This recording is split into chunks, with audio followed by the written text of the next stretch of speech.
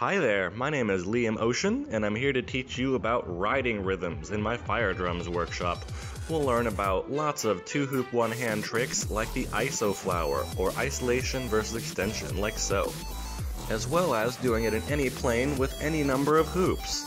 We'll also split the hoops on the same hand, like so, which allows you to make really fancy flower patterns with quads. You ready?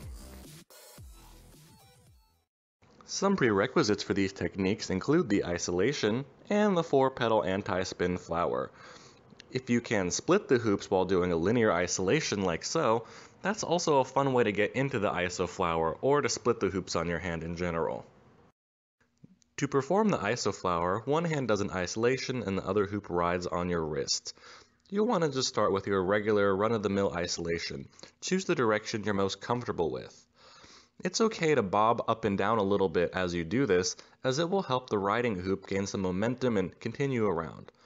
Place the second hoop on your wrist closer to your body and swing not in your normal direction, but the opposite direction to gather momentum. Opposite direction, swing into your isolation with a little bounce to keep it going like so.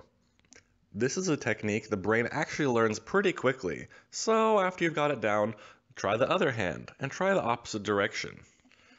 In fact, I recommend swinging down into a stall and going back the opposite way repeatedly. It allows you to drill each direction and creates a neat effect on its own. Next, we'll learn to have both hoops on the same hand in split time. Take the isolating hoop and begin throwing it down a little bit sooner, focusing on keeping it separate from the hoop that was riding. You can see here the purple hoop that was isolating. I'm using my grip very deliberately to throw it down at the right timing and keep it separate from the hoop that was riding. Next, we'll learn to make a 4-petal anti-spin flower with both hoops on the same hand. The hoop that you're controlling, the one that was isolating, is going to be making the diamond pattern. So once you have your riding hoop, just focus on keeping them split time and separated. The one you're throwing forward, the blue hoop here, should be making more of the diamond pattern, and the box is the riding hoop.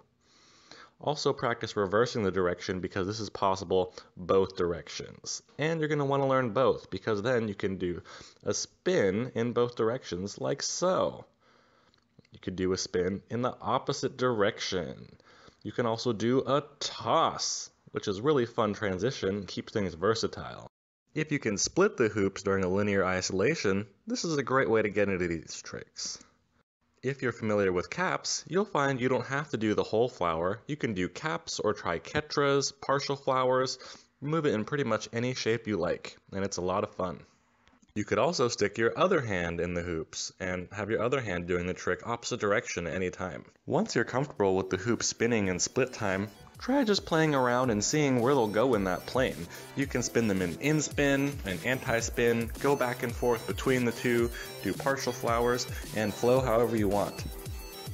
Being able to spin 2 hoops in one hand like this offers a lot of flexibility and fun if you want to do any 2, 3, or 4 hoop flow. Happy hooping, everyone! See you at FireDrums in the circle.